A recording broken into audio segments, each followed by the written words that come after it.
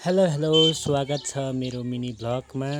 अनि हजुर के छ, आरामै हुनुहुन्छ? म पनि आरामै छु। आज चाहिँ म मेरो कामतिर लागेको।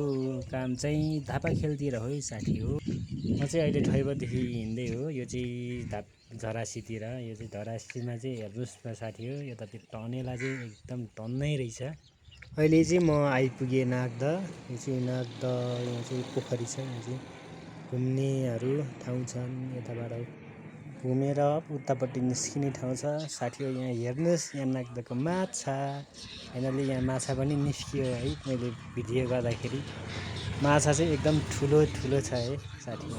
यो चाहिँ माछा हेरिसकेपछि अब म चाहिँ कामतिर लागेको। काम चाहिँ एकदम टाढो छ, अझै यहाँबाट पनि टाढो छ, यहाँबाट पनि जानुपर्ने छ साथी हो। यो चाहिँ मेरो काम गर्ने घर। यो चाहिँ ठ्याक्कै हेर्नुहोस् है, यो चाहिँ ठ्याक्कै मन्दिर जस्तै देखिन्छ यो घर चाहिँ। अनि यो हो काम, हेर्नुहोस् डिजाइन पनि खत्रै छ है घरको चाहिँ। हेर्नुहोस् यहाँ भित्र पनि देखिन्छ यहाँ डिजाइन। अनि यो चाहिँ हाम्रो किचनको टायल। यो चाहिँ कौसीतिर है साथै, यो चाहिँ कौसीतिर, कौसीमा पनि डिजाइन छ।